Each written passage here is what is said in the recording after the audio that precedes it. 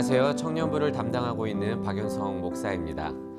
오늘은 미래의 하나님의 역사를 이어갈 차세대를 위한 기도의 시간입니다.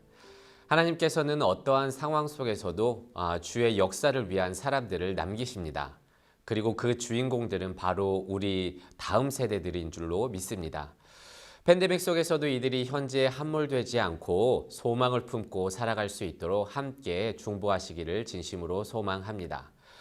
오늘 하나님의 말씀은 마태복음 14장 22절에서 33절까지의 말씀인데요. 제가 봉독하고 함께 묵상하도록 하겠습니다. 예수께서 즉시 제자들을 재촉하사 자기가 무리를 보내는 동안에 배를 타고 앞서 건너편으로 가게 하시고 무리를 보내신 후에 기도하러 따로 산에 올라가시니라. 저물매 거기 혼자 계시더니 배가 이미 육지에서 술이나 떠나서 바람이 거스름으로 물결로 말미암아 고난을 당하더라. 밤 사경에 예수께서 바다 위로 걸어서 제자들에게 오시니 제자들이 그가 바다 위로 걸어오심을 보고 놀라 유령이라 하며 무서워하여 소리 지르거늘 예수께서 즉시 이르시되 안심하라 나니 두려워하지 말라. 베드로가 대답하여 이르되 주여 만일 주님이시거든 나를 명하사 물 위로 오라 하소서 하니 오라 하시니 베드로가 배에서 내려 물 위로 걸어서 예수께로 가되 바람을 보고 무서워 빠져가는지라 소리질러 이르되 주여 나를 구원하소서 하니 예수께서 즉시 손을 내밀어 그를 붙잡으시며 이르시되 믿음이 작은 자여 왜 의심하였느냐 하시고 배에 함께 오름에 바람이 그치는지라. 배에 있는 사람들이 예수께 절하며 이르되 진실로 하나님의 아들이로소이다 하더라. 아멘. 여러분, 공자는요, 나이 30세를 일입이라고 해서 모든 인생의 기초를 세우는 때로 보았고요. 나이 40은 불혹이라고 해서 사물의 이치를 터득하여 세상 일에 더 이상 미혹되지 않는 때로 보았습니다. 그리고 그런 30대, 40대를 넘어서 50이 되면 지천명이라고 해서 하늘의 뜻을 아는 나이라고 이렇게 정해 보았었는데요. 지금의 저를 그런데 바라볼 때면 과연 공자가 정해놓은 이 나이의 순서대로 잘 살아가고 있는지 의심이 듭니다. 성인이 되면요, 저는 지혜가 쌓이고 그래서 선악을 잘 분별해서 어떤 유혹에도 흔들리지 않는 그렇게 스스로를 책임지고 세상 이치를 잘 아는 어른이 될 거라고 생각했었는데요. 인생을 살면 살수록 물론 그렇게 많이 산 것은 아니지만 살면 살수록 어려운 것 투성이고요. 답을 알지 못하는 것이 너무나 많음을 저는 깨닫게 되었습니다. 여전히 난제로 남은 수학 문제처럼 나는 왜 지금 이 팬데믹 속에서 이렇게 살아가야 하는가? 왜 이런 환경 속에서 이런 일을 겪으며 살아가야 하는가? 조금만 생각해봐도 이 모든 것들이 참 논리적이지 않다는 것을 저는 알게 됩니다. 여러분, 오늘 본문은요, 잘 알려진 물 위로 걸으신 예수님의 이야기입니다. 22절에서는 이렇게 기록하고 있죠. 예수님께서는 즉시 제자들을 재촉해서 배를 타고 건너편으로 보내셨습니다. 그런데 이 사건 바로 전에는 어떤 사건이 있냐면 굶주린 백성 5천 명을 먹이신 오병이어의 사건이 기록되어 있습니다. 이는 사복음서 모두에 기록될 만큼 아주 중요한 사건인데요. 이를 통해서 예수님의 하나님 되심을 드러내는 표징, 기적이었습니다. 그런데 이스라엘 백성들은 이 예수님의 능력을 보고 어떻게 생각했을까요? 아마도 로마 압제에서 벗어나게 해줄 수 있는 유일한 희망, 구원자로 생각했을 것입니다. 그리고 옆에 있던 제자들도 그 모습을 보면서 덩달아 신이 났을 것입니다. 나랑 진짜 함께 했었던 이 예수님은 진짜구나 라고 하면서 말이죠. 사람들은 유명 연예인을 친구라고 이렇게 친구가 되면 어깨가 으쓱으쓱하지 않습니까? 아마도 제자들은요, 오병이어의 그런 기적을 보인 예수님을 옆에서 함께하는 자로서 어깨가 들썩들썩 거렸을 것입니다. 그런데요, 예수님께서는요, 그렇게 모두가 기뻐하고 예수님을 그렇게 추앙하는 그런 축제 현장에서 제자들을 재촉해서 건너편으로 건너가라고 이렇게 명령을 하셨습니다. 그래서 제자들은 결국 건너편으로 넘어가게 되죠. 왜냐하면 오늘 본문에는 기록되어 있지 않지만 병행 복문인 요한복음 6장 15절에는 왜 건너편으로 가게 했는지 기록하고 있습니다. 그들이 자기를 억지로 임금 삼으려는 것을 아셨다. 그러니까 단순하게 예수님이 정말 하나님의 아들이시고 메시아 되심을 추앙한 것이 아니라 자신들의 그 압제를 이렇게 해방시켜 줄 수 있는 임금으로 삼으려고 했었기 때문입니다. 그런데 제자들은요, 그런 예수님의 지시에 어떠한 마음이 들었을까요? 같은 마음이었을까요? 성경을 보시면 알겠지만 제자들은 예수님과 동상이몽하는 관계였습니다. 그리고 건너편으로 가게 했었던 이유를 말하지 않았기 때문에 제자들은 전혀 알 수가 없었을 것입니다. 그들은 예수님이 자신들을 해방시켜 주실 그런 지도자로 다른 백성들과 똑같이 생각하고 있었는데요. 어디서 그렇게 알 수 있냐면 이들은요, 예수님이 왕이 될 것이라고 생각을 해서요, 누가 좌우에 앉을 것인지, 누가 더 큰 자인지 그렇게 다투는 그런 기록들을 보면 우리는 알 수가 있습니다. 예수님이 이 땅의 평화를 위해서 그리고 우리의 죄를 짊어지고 십자가에 못 박히기 위해서 오셨는데 제자들은 자신들의 유익만을 위할 뿐이었고 주의 뜻을 헤아리지 못하는 자들이었습니다. 그래서 아마도 오병이어 축제의 그 분위기 속에서 배를 타고 건너편으로 가게 했다는 그 지시에 대해서는 아마도 제자들의 입장에서는 비합리적이고 그렇게 왜 그래야 되나 이렇게 생각했을지도 모르겠습니다. 여러분 지금 한번 거룩한 상상력을 동원해 봅시다. 동상이몽하는 제자들은 지금의 예수님의 지시에 대해서 어떤 생각을 가졌을까요? 자기들도 너무나도 고생했고 백성들도 이렇게 좋아하는데 잠깐이라도 이렇게 함께 좋은 기분을 느끼면 되지 않을까? 아니면 아무리 그들이 임금을 세우려고 한다고 해도 예수님께서 그것을 잘 거절하면 되지 않을까? 그런데 지금 왜 이렇게 기분 좋은 때에 왜 지금 옮겨야 하나? 라고 생각했을지도 모르겠습니다. 그런데 이 질문에 대해서 그들은 당장 답을 내릴 수가 없었습니다. 하지만 예수님께서 다시 이들에게 오심으로 그 이해되지 않았었던 질문이 풀리게 되는데요. 다시 본문으로 돌아가서 조금 살펴보자면 예수님께서는 제자들을 건너편으로 옮겨가게 하시고 후에 물 위로 그들에게 걸어오셨습니다. 그리고 제자들이 놀라는 가운데 베드로가 물어봤죠. 주님이시거든 나로 명하사 물 위로 걷게 하소서. 그리고 예수님께서는 오라 라고 해서 베드로가 걸어가게 됩니다. 그런데 여러분 생각해 보면요. 이 장면은 참 이해가 되지 않습니다. 아까 본문을 봉독했듯이요. 일단 오병이어의 축제 분위기에서 예수님은 제자들을 건너편으로 가게 하셨죠. 그런데 그 건너편으로 가는 게 평탄했으면 좋겠는데 심한 바람이 불고 그렇게 돼서 풍랑 때문에 고난을 당하게 되고 두려움에 빠지게 됩니다. 그런데요, 예수님은요, 바로 오시는 게 아니라 밤 사경이나 되어서 이들에게 나타나셨는데요. 그럼 이런 질문이 가능하게 됩니다. 제자들은 아니면 또 배 위의 백성들은 이렇게 생각했을 수도 있겠죠.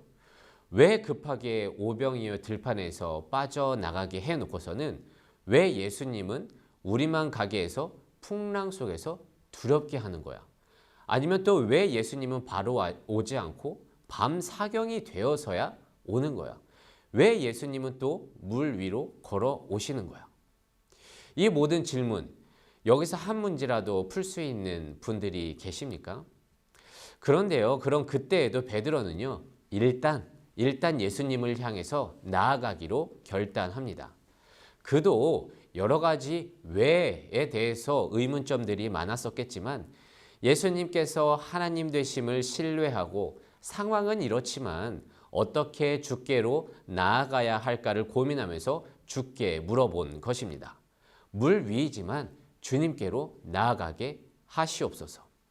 물론 그는 물 위로 걸으면서 믿음이 약해져서 중간에 물에 빠지기도 했지만 모든 제자 중에서는요, 유일하게 예수님을 향해서 물 위로 걸은 자가 되었고요. 훗날에는 예수님을 향해서 주는 그리스도시요 살아계신 하나님의 아들이십니다 라고 하는 당내 최고의 고백을 하는 수제자가 되었습니다. 그리고 결국 예수님께서 오심으로 말미암아 풍랑과 바람이 그쳤고 배 위의 사람들은 이렇게 고백했습니다. 33절이죠. 당신은 진실로 하나님의 아들입니다. 여러분, 그렇습니다. 오병이어의 사건에서도 나오지 않았었던 고백. 단지 사람들은 예수님을 자신들의 임금으로 삼고자 했었지만 예수님께서는 그 백성들과 제자들에게 말하고자 했었던 것은 이것이었습니다. 나는 너희들의 임금이 아니라 하나님의 아들로서 너희들을 구원코자 이 가운데 있는 것이란다. 이게 제자들이 풀지 못했던 답이었던 것이죠. 여러분, 자신의 힘으로 풀 수 없는 질문들은 하면 할수록 깊은 수렁에 빠지게 됩니다. 그리고 여러분, 왜를 알면 우리의 상황이 달라질까요? 왜 지금 하필 코로나지? 왜 나는 지금 경제적으로 어렵게 되었지? 왜 직장 문제는? 왜 결혼 문제는? 왜 가족 문제는? 왜 진로 문제는 이렇게 되어야 하지? 지금 일어나는 모든 일들이 우리가 생각하기에 합리적인 인생이면 참 좋겠지만 그렇지 않죠. 그리고 모든 인생의 의문점들은 시간이 지나서 오늘의 본문처럼 제자들이 나중에 깨닫게 될 때가 얼마나 많습니까? 그래서 우리는요, 당장 풀 수 없는 문제 앞에서 왜라고 질문하면서 왜에 함몰되기보다 어떻게 라는 질문을 통해서 나를 인도하시는 하나님을 바라볼 수 있는 우리가 되어야 할 것입니다. 내 능력으로 풀 수 없는 것에 집착하기보다 나를 사랑하시고 나에게 하나님의 크신 계획이 있음을 신뢰하면서 지금 나는 어떻게 주께로 나아가야 할지 기도해야 할 것입니다. 지금 모든 것을 불평해도 나의 인생은 흘러가고 시간과 환경은 나를 기다려주지 않을 것입니다. 여러분, 전능하신 하나님을 믿습니까? 여러분, 나를 사랑하시는 그 하나님을 신뢰합니까? 지금 우리에게 무엇을 원하는지는 당장 우리는 알 수가 없죠. 제자들처럼 왜 그런 거야? 왜 가야 하는 거야? 왜 예수님은 이제 나타나시는 거야?처럼 지금 당장 하나님께서 우리에게 원하시는 것을 알 수는 없지만 우리를 사랑하시는 그 하나님은 나중에 꼭 우리의 왜라는 질문에 대답해 주실 것입니다. 그래서 우리는요, 지금 not why, but how, 그러니까 왜가 아니라 어떻게 집중을 해야 할 때입니다. 여러분, 하나님은 선하십니다. 하나님은 그리고 지금의 모든 상황을 알고 계십니다. 하나님은 우리를 괴롭히기 위해서 지금의 환경을 허락하신 것이 아닙니다. 그래서 지금은 왜라기보다 어떻게입니다. 제자들은 결국 이해되지 않는 상황 속에서 예수님을 하나님의 아들로 고백하게 된 것처럼 우리 또한 이 상황 속에서 기도함으로 하나님이 나의 구원자 되심을 고백하게 되는, 어떻게 먼저 하나님께 나아가야 할지를 기도하면서 나중에 하나님의 대답을 간구하는 그런 믿음의 청년들, 그리고 우리의 차세대 모든 자들이 되시기를 진심으로 소망합니다. 그러면 오늘은 말씀을 묵상하면서 함께 기도하기를 원합니다. 같이 화면에 나오는 기도 제목을 보고 우리의 모든 말씀과 인생을 위해서 함께 기도하도록 하겠습니다. 하나님, 우리도 살아가면서 내 머리로는 이해가 되지 않는 문제와 상황들 때문에 하나님께 왜라고 질문하며 한탄할 때가 얼마나 많습니까? 하나님은 이 모든 상황을 모두 아시는 전능하신 분임을 다시 한번 고백합니다. 이제는 주의 크신 계획을 신뢰하며 내가 풀지 못할 문제에 대해 왜라고 질문하기 전에 어떻게 주께 나아가며 믿을 수 있을지 기도하는 우리 되게 하여 주시옵소서. 오늘의 말씀을 묵상하면서 함께 기도하겠습니다.